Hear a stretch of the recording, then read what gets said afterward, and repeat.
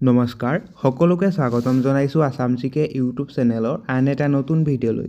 আজিৰ এই ভিডিঅ'টোত আমি APSC গ্ৰেড 4 লগতে অসমৰ যিকোনো ধৰণৰ কম্পিটিটিভ এক্সামৰ বাবে প্ৰয়োজনীয় হোৱাকৈ কেইটামান অতি গুৰুত্বপূৰ্ণ কুৱেশ্যন আনচাৰ লৈ আহিছোঁ। গতিকে ভিডিঅ'টো স্কিপ নকৰি সম্পূৰ্ণলৈকে চাব আৰু আপোনালোকে কিমানটা কুৱেশ্যন শুদ্ধ কৰিব পাৰিছে কমেণ্ট বক্সত জনাব। তেনেহ'লে বলকচোন আজিৰ এই ভিডিঅ'টো আৰম্ভ কৰোঁ। আজিৰ আমাৰ ফাৰ্ষ্ট কুৱেশ্যনটো সুধিছে, চড়ক পূজা কোনটো জনগোষ্ঠীয়ে পালন কৰে? চড়ক পূজা কোনটো জনগোষ্ঠীয়ে পালন কৰে সুধিছে। ইয়াৰ ৰাইট এনচাৰটো হৈছে অপশ্যন এ চাহ জনগোষ্ঠী। চড়ক পূজা চাহ জনগোষ্ঠীৰ লোকসকলে পালন কৰে। নেক্সট কুৱেশ্যন, কেৰপাই শৰ্মা কোনজন ব্যক্তিৰ জন্মনাম? কেৰপাই শৰ্মা কোনজন ব্যক্তিৰ জন্মনাম সুধিছে। এই প্ৰশ্নৰ ৰাইট এনচাৰটো হৈছে অপশ্যন চি বিনন্দ চন্দ্ৰ বৰুৱা। কেৰপাই শৰ্মা বিনন্দ চন্দ্ৰ বৰুৱাৰ ছদ্মনাম। নেক্সট কুৱেশ্যন, ভাৰতৰ কোনখন ৰাজ্য আটাইতকৈ দৰিদ্ৰ? ভাৰতৰ কোনখন ৰাজ্য আটাইতকৈ দৰিদ্ৰ সুধিছে। এই প্ৰশ্নৰ ৰাইট এনচাৰটো হৈছে অপশ্যন বি বিহাৰ। ভাৰতৰ বিহাৰ ৰাজ্যখন আটাইতকৈ দৰিদ্ৰ। নেক্সট কুৱেশ্যনটো সুধিছে, সূৰ্যৰ চাৰিওফালে প্ৰদক্ষিণ কৰোঁতে কোনটো গ্ৰহক আটাইতকৈ কম সময় লাগে? সূৰ্যৰ চাৰিওফালে প্ৰদক্ষিণ কৰোঁতে কোনটো গ্ৰহক আটাইতকৈ কম সময় লাগে সুধিছে। এই প্ৰশ্নৰ ৰাইট এনচাৰটো হৈছে অপশ্যন ডি বুধ গ্ৰহ। বুধ গ্ৰহৰ সূৰ্যৰ চাৰিওফালে প্ৰদক্ষিণ কৰোঁতে আটাইতকৈ কম সময় লাগে। নেক্সট কুৱেশ্যনটো সুধিছে, ওৰাং ৰাষ্ট্ৰীয় উদ্যান কোনখন জিলাত অৱস্থিত? ওৰাং ৰাষ্ট্ৰীয় উদ্যান অসমৰ কোনখন জিলাত অৱস্থিত সুধিছে। ইয়াৰ ৰাইট এনচাৰটো হৈছে অপশ্যন এ দৰং আৰু শোণিতপুৰ। ওৰাং ৰাষ্ট্ৰীয় উদ্যান দৰং আৰু শোণিতপুৰ জিলাত অৱস্থিত। নেক্সট কুৱেশ্যনটো সুধিছে, জনসংখ্যাৰ ফালৰ পৰা ভাৰতৰ সৰ্ববৃহৎ ৰাজ্য কোনখন? জনসংখ্যাৰ ফালৰ পৰা ভাৰতৰ সৰ্ববৃহৎ ৰাজ্য কোনখন সুধিছে। এই প্ৰশ্নৰ ৰাইট এনচাৰটো হৈছে অপশ্যন চি উত্তৰ প্ৰদেশ। জনসংখ্যাৰ ফালৰ পৰা ভাৰতৰ সৰ্ববৃহৎ ৰাজ্যখন হৈছে উত্তৰ প্ৰদেশ আৰু মাটিকালিৰ ভিত্তিত ভাৰতৰ সৰ্ববৃহৎ ৰাজ্যখন হৈছে ৰাজস্থান। নেক্সট কুৱেশ্যনটো সুধিছে, পৃথিৱীৰ প্ৰথম এভাৰেষ্ট বিজয়ী মহিলা কোন? পৃথিৱীৰ প্ৰথম এভাৰেষ্ট বিজয়ী মহিলা কোন সুধিছে। ইয়াৰ ৰাইট এনচাৰটো হৈছে অপশ্যন বি জানকু টাবেই। পৃথিৱীৰ সৰ্বপ্ৰথম এভাৰেষ্ট বিজয়ী মহিলাজন হৈছে জানকু টাবেই আৰু ভাৰতৰ প্ৰথম এভাৰেষ্ট বিজয়ী মহিলাজন হৈছে কুমাৰী বাচেন্দ্ৰী পাল। এতিয়া আহিছোঁ নেক্সট কুৱেশ্যনটোলৈ। নেক্সট কুৱেশ্যনটো সুধিছে, গোল্ডেন টেম্পল ক'ত অৱস্থিত? গোল্ডেন টেম্পল ক'ত অৱস্থিত সুধিছে।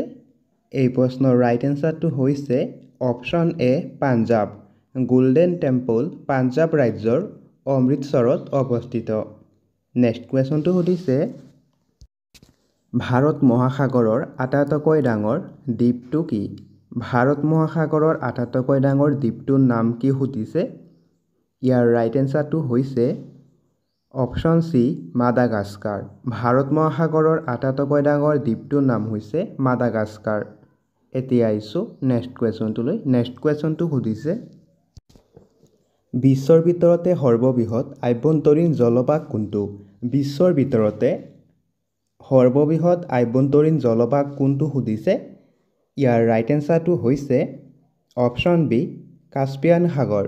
বিশ্বৰ ভিতৰতে সৰ্ববৃহৎ আভ্যন্তৰীণ জলভাগটো হৈছে কাস্পিয়ান সাগৰ। নেক্সট কুৱেশ্যনটো সুধিছে, ভাৰতৰ সৰ্ববৃহৎ প্ৰাকৃতিক বন্দৰ কোনটো? ভাৰতৰ সৰ্ববৃহৎ প্ৰাকৃতিক বন্দৰ কোনটো সুধিছে।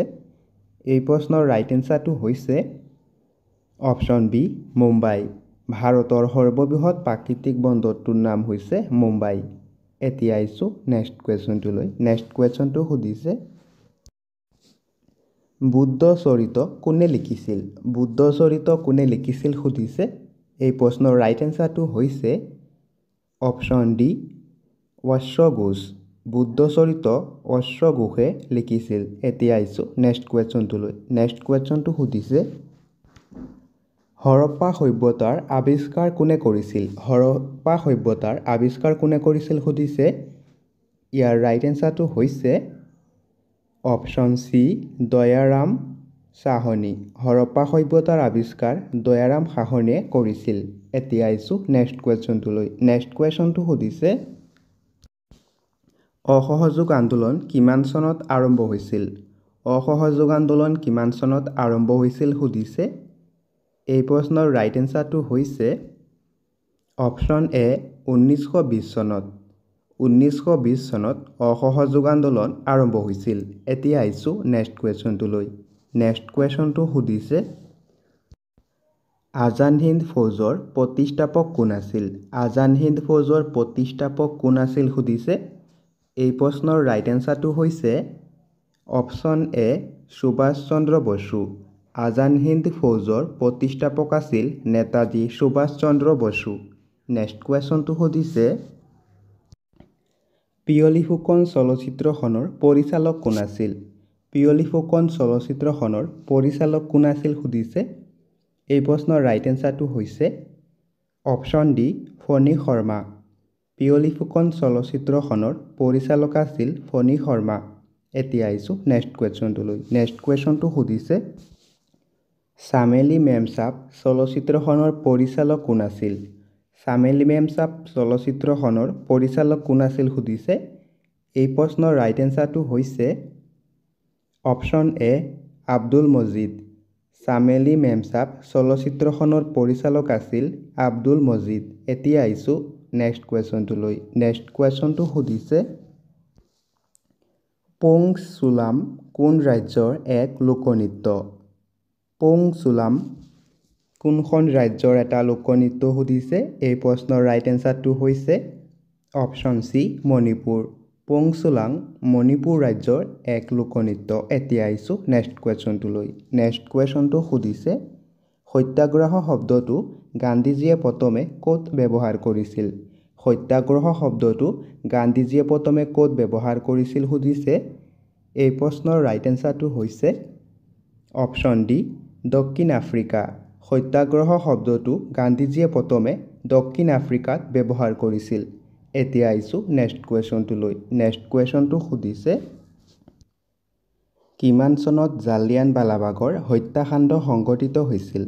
কিমান চনত জালিয়ানৱালাবাগৰ হত্যাকাণ্ড সংঘটিত হৈছিল সুধিছে। এই প্ৰশ্নৰ ৰাইট এনচাৰটো হৈছে অপশ্যন ডি 1919 চনত।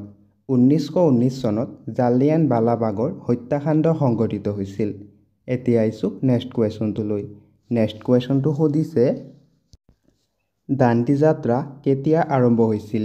দাণ্ডি যাত্ৰা কেতিয়া আৰম্ভ হৈছিল সুধিছে। এই প্ৰশ্নৰ ৰাইট এনচাৰটো হৈছে অপশ্যন বি 1930 চনত। দাণ্ডি যাত্ৰা 1930 চনত আৰম্ভ হৈছিল। এতিয়া আহিছোঁ নেক্সট কুৱেশ্যনটোলৈ। নেক্সট কুৱেশ্যনটো সুধিছে হৰিজন সেৱক সংঘৰ প্ৰতিষ্ঠা কোনে কৰিছিল? হৰিজন সেৱক সংঘৰ প্ৰতিষ্ঠা কোনে কৰিছিল সুধিছে। এই প্ৰশ্নৰ ৰাইট এনচাৰটো হৈছে অপশ্যন চি মহাত্মা গান্ধী। হৰিজন সেৱক সংঘৰ প্ৰতিষ্ঠাতা মহাত্মা গান্ধী আছিল। এতিয়া আহিছোঁ নেক্সট কুৱেশ্যনটোলৈ। নেক্সট কুৱেশ্যনটো সুধিছে অসমত 1857 চনৰ বিদ্ৰোহৰ নেতৃত্ব কোনে দিছিল? অসমত 1857 চনৰ বিদ্ৰোহৰ নেতৃত্ব কোনে দিছিল সুধিছে। এই প্ৰশ্নৰ ৰাইট এনচাৰটো হৈছে অপশ্যন এ মণিৰাম দেৱান। অসমত 1857 চনৰ বিদ্ৰোহৰ নেতৃত্ব মণিৰাম দেৱানে দিছিল। এতিয়া আহিছোঁ নেক্সট কুৱেশ্যনটোলৈ। নেক্সট কুৱেশ্যনটো সুধিছে পানিপতৰ তৃতীয় যুদ্ধ কিমান চনত সংঘটিত হৈছিল? পানিপতৰ তৃতীয় যুদ্ধ কিমান চনত সংঘটিত হৈছিল সুধিছে। এই প্ৰশ্নৰ ৰাইট এনচাৰটো হৈছে অপশ্যন ডি 1761 চনত। পানিপতৰ তৃতীয় যুদ্ধ 1761 চনত সংঘটিত হৈছিল। এতিয়া আহিছোঁ নেক্সট কুৱেশ্যনটোলৈ। নেক্সট কুৱেশ্যনটো সুধিছে সংবিধানৰ কোনটো সংশোধনীৰ জৰিয়তে সম্পত্তিৰ অধিকাৰক বাদ দিয়া হয়? সংবিধানৰ কোনটো সংশোধনীৰ জৰিয়তে সম্পত্তিৰ অধিকাৰক বাদ দিয়া হয় সুধিছে।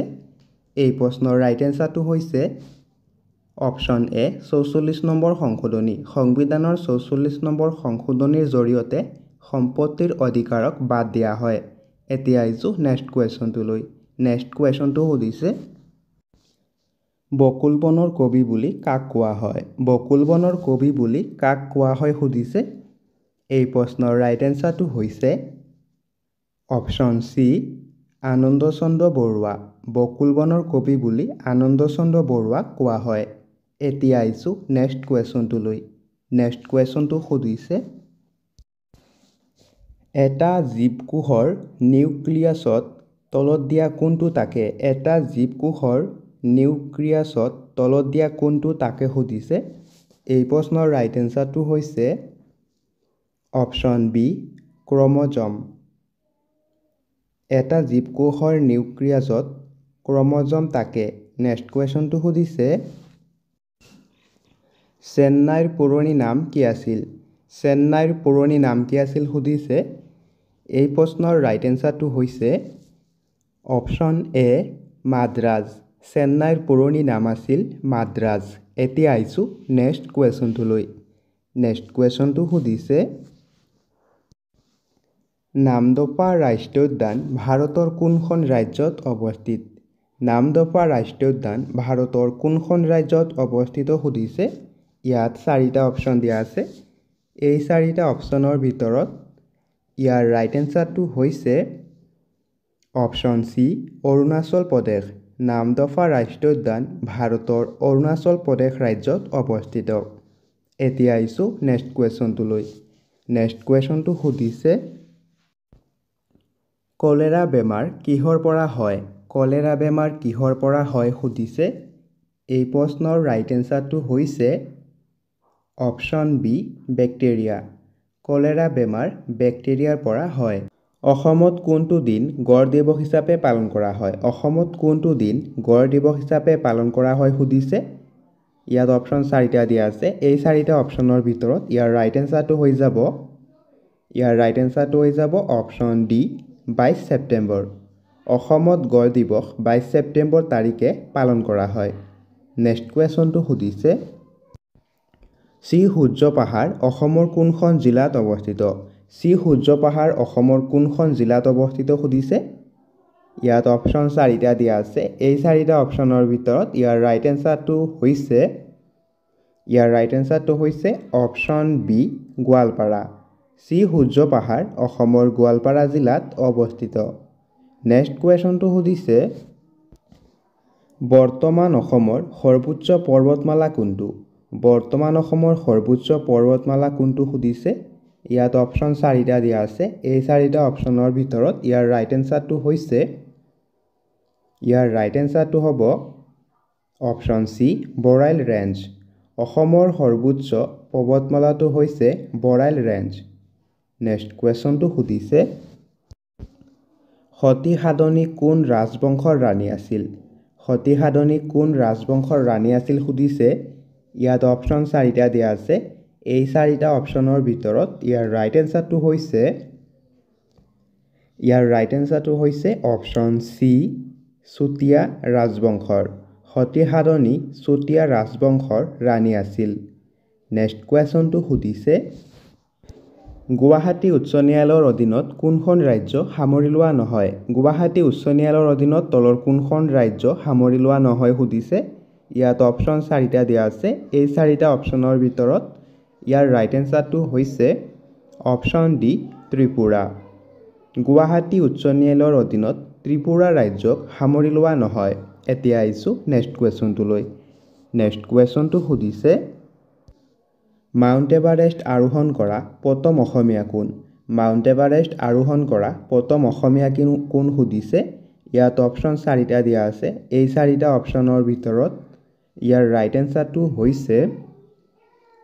ইয়াৰ ৰাইট এনসাৰটো হৈছে অপশ্যন বি তৰুণ শইকীয়া মাউণ্ট এভাৰেষ্ট আৰোহণ কৰা প্ৰথম অসমীয়া ব্যক্তিজন হৈছে তৰুণ শইকীয়া এতিয়া আহিছোঁ নেক্সট কুৱেশ্যনটোলৈ নেক্সট কুৱেশ্যনটো সুধিছে ৰাজ্যপাল হ'বৰ বাবে নিম্নতম বয়স কিমান হ'ব লাগে তলত চাৰিটা অপশ্যন দিয়া আছে এই চাৰিটা অপশ্যনৰ ভিতৰত ইয়াৰ শুদ্ধ উত্তৰটো হৈছে অপশ্যন এ 35 বছৰ ৰাজ্যপাল হ'বৰ বাবে নিম্নতম বয়স 35 বছৰ হ'ব লাগে নেক্সট কুৱেশ্যন মুখ্যমন্ত্ৰীক কোনে নিযুক্তি প্ৰদান কৰে তলত চাৰিটা অপশ্যন দিয়া আছে এই চাৰিটা অপশ্যনৰ ভিতৰত ইয়াৰ শুদ্ধ উত্তৰটো হৈছে অপশ্যন বি ৰাজ্যপালে মুখ্যমন্ত্ৰীক ৰাজ্যপালে নিযুক্তি প্ৰদান কৰে নেক্সট কুৱেশ্যনটো সুধিছে সংবিধান সভাৰ কোন স্থায়ী সভাপতি নিৰ্বাচিত হৈছিল ইয়াৰ চাৰিটা অপশ্যন দিয়া আছে এই চাৰিটা অপশ্যনৰ ভিতৰত ইয়াৰ শুদ্ধ উত্তৰটো হৈছে অপশ্যন সি ৰাজেন্দ্ৰ প্ৰসাদ সংবিধান সভাৰ স্থায়ী সভাপতি ৰাজেন্দ্ৰ প্ৰসাদ নিৰ্বাচিত হৈছিল নেক্সট কুৱেশ্যন ভাৰতীয় সংবিধানৰ কোনটো অনুচ্ছেদ সংবিধান সংশোধনীৰ লগত সম্পৰ্কিত তলত চাৰিটা অপশ্যন দিয়া আছে এই চাৰিটা অপশ্যনৰ ভিতৰত ইয়াৰ শুদ্ধ উত্তৰটো হৈছে অপশ্যন এ 368 অনুচ্ছেদ নেক্সট কুৱেশ্যনটো সুধিছে অসমীয়া ভাষা উন্নতি সাধিনী সভাৰ জন্ম কেতিয়া হৈছিল অসমীয়া ভাষা উন্নতি সাধিনী সভাৰ জন্ম কেতিয়া হৈছিল সুধিছে ইয়াৰ চাৰিটা অপশ্যন দিয়া আছে এই চাৰিটা অপশ্যনৰ ভিতৰত ইয়াৰ শুদ্ধ উত্তৰটো হৈছে অপশ্যন বি 1888 চনত অসমীয়া ভাষা উন্নতি সাধিনী সভাৰ জন্ম 1888 চনত হৈছিল নেক্সট কুৱেশ্যন অসমৰ প্ৰথমটো বিধানসভা সমষ্টিৰ নাম কি তলত চাৰিটা অপশ্যন দিয়া আছে এই চাৰিটা অপশ্যনৰ ভিতৰত ইয়াৰ শুদ্ধ উত্তৰটো হৈছে অপশ্যন এ ৰতাবাৰী অসমৰ প্ৰথমটো বিধানসভা সমষ্টিৰ নাম হৈছে ৰতাবাৰী নেক্সট কুৱেশ্যনটো সুধিছে অসমৰ ডিগবৈ শোধনাগাৰ কিমান চনত স্থাপন কৰা হৈছিল তলত চাৰিটা অপশ্যন দিয়া আছে এই চাৰিটা অপশ্যনৰ ভিতৰত ইয়াৰ শুদ্ধ উত্তৰটো হৈছে অপশ্যন সি 1901 চনত অসমৰ ডিগবৈ তেল শোধনাগাৰ 1901 চনত স্থাপন কৰা হৈছিল নেক্সট কুৱেশ্যনটো সুধিছে অসমৰ প্ৰথমটো কাগজ উদ্যোগ কিমান চনত স্থাপন কৰা হৈছিল তলত চাৰিটা অপশ্যন দিয়া আছে এই চাৰিটা অপশ্যনৰ ভিতৰত ইয়াৰ শুদ্ধ উত্তৰটো হৈছে অপশ্যন এ 1971 চনত অসমৰ প্ৰথমটো কাগজ উদ্যোগ 1971 চনত স্থাপন কৰা হৈছিল নেক্সট কুৱেশ্যন অসমৰ মুঠ ভূমিৰ কিমান শতাংশ বনজ সম্পদে আগুৰি আছে তলত চাৰিটা অপশ্যন দিয়া আছে এই চাৰিটা অপশ্যনৰ ভিতৰত ইয়াৰ শুদ্ধ উত্তৰটো হৈছে অপশ্যন বি 35% অসমৰ মুঠ ভূমিৰ 35% বনজ সম্পদে আগুৰি আছে নেক্সট কুৱেশ্যন ৰাষ্ট্ৰপতিৰ ৰূপৰ পদক লাভ কৰা প্ৰথমজন অসমীয়া পৰিচালকৰ নাম কি ইয়াৰ চাৰিটা অপশ্যন দিয়া আছে এই চাৰিটা অপশ্যনৰ ভিতৰত ইয়াৰ শুদ্ধ উত্তৰটো হৈছে অপশ্যন এ নিপ বৰুৱা ৰাষ্ট্ৰপতিৰ ৰূপৰ পদক লাভ কৰা প্ৰথমজন অসমীয়া পৰিচালক আছিল নিপ বৰুৱা নেক্সট কুৱেশ্যন অসমৰ ৰাজ্যিক সংগ্ৰহালয় ক'ত অৱস্থিত অসমৰ ৰাজ্যিক সংগ্ৰহালয় ক'ত অৱস্থিত সুধিছে ইয়াৰ চাৰিটা অপশ্যন দিয়া আছে এই চাৰিটা অপশ্যনৰ ভিতৰত ইয়াৰ শুদ্ধ উত্তৰটো হ'ব অপশ্যন সি গুৱাহাটী অসম ৰাজ্যিক সংগ্ৰহালয় গুৱাহাটীত অৱস্থিত নেক্সট কুৱেশ্যন অসমৰ ৰেচম শিল্প কাৰখানা ক'ত অৱস্থিত তলত চাৰিটা অপশ্যন দিয়া আছে এই চাৰিটা অপশ্যনৰ ভিতৰত ইয়াৰ শুদ্ধ উত্তৰটো হৈছে অপশ্যন এ জাগিৰোড অসমৰ ৰেচম শিল্প কাৰখানাটো জাগিৰোডত অৱস্থিত নেক্সট কুৱেশ্যন সৈনিক স্কুলখন অসমৰ কোন জিলাত অৱস্থিত তলত চাৰিটা অপশ্যন দিয়া আছে এই চাৰিটা অপশ্যনৰ ভিতৰত ইয়াৰ শুদ্ধ উত্তৰটো হৈছে অপশ্যন সি গোৱালপাৰা সৈনিক স্কুলখন অসমৰ গোৱালপাৰা জিলাত অৱস্থিত নেক্সট কুৱেশ্যন শৰাইঘাটৰ যুদ্ধত মোগলৰ সেনাপতি কোন আছিল ইয়াৰ চাৰিটা অপশ্যন দিয়া আছে এই চাৰিটা অপশ্যনৰ ভিতৰত ইয়াৰ শুদ্ধ উত্তৰটো হৈছে অপশ্যন এ ৰামসিংহ শৰাইঘাটৰ যুদ্ধত মোগলৰ সেনাপতি আছিল ৰামসিংহ আৰু শৰাইঘাটৰ যুদ্ধত আহোমৰ সেনাপতি আছিল লাচিত বৰফুকন নেক্সট কুৱেশ্যনটো সুধিছে উত্তৰাখণ্ডৰ ৰাজধানী চহৰ কি উত্তৰাখণ্ড ৰাজ্যৰ ৰাজধানী চহৰ কি সুধিছে ইয়াৰ চাৰিটা অপশ্যন দিয়া আছে এই চাৰিটা অপশ্যনৰ ভিতৰত ইয়াৰ শুদ্ধ উত্তৰটো হৈছে অপশ্যন বি দেৰাদুন উত্তৰাখণ্ড ৰাজ্যৰ ৰাজধানী চহৰ হৈছে দেৰাদুন নেক্সট কুৱেশ্যন তামিলনাডু ৰাজ্যৰ ৰাজধানী কি তামিলনাডু ৰাজ্যৰ ৰাজধানী চহৰ কি সুধিছে ইয়াত চাৰিটা অপশ্যন দিয়া আছে এই চাৰিটা অপশ্যনৰ ভিতৰত ইয়াৰ শুদ্ধ উত্তৰ হৈছে অপশ্যন এ চেন্নাই তামিলনাডুৰ ৰাজধানী চহৰ হৈছে চেন্নাই নেক্সট কুৱেশ্যনটো সুধিছে ইৰাণৰ মুদ্ৰাৰ নাম কি ইৰাণৰ মুদ্ৰাৰ নাম কি সুধিছে ইয়াত চাৰিটা অপশ্যন দিয়া আছে এই চাৰিটা অপশ্যনৰ ভিতৰত ইয়াৰ শুদ্ধ উত্তৰটো হৈছে অপশ্যন বি ৰিয়াল ইৰাণৰ মুদ্ৰাৰ নাম হৈছে ৰিয়াল নেক্সট কুৱেশ্যন গ্ৰীচৰ মুদ্ৰাৰ নাম কি গ্ৰীচৰ মুদ্ৰাৰ নাম কি সুধিছে ইয়াত চাৰিটা অপশ্যন দিয়া আছে এই চাৰিটা অপশ্যনৰ ভিতৰত ইয়াৰ শুদ্ধ উত্তৰটো হৈছে অপশ্যন চি ইউৰো। গ্ৰীচৰ মুদ্ৰাৰ নাম হৈছে ইউৰো। নেক্সট কুৱেশ্যন, সৌৰজগতৰ কোনটো গ্ৰহ পৃথিৱী আৰু বৃহস্পতিৰ মাজত অৱস্থান কৰে?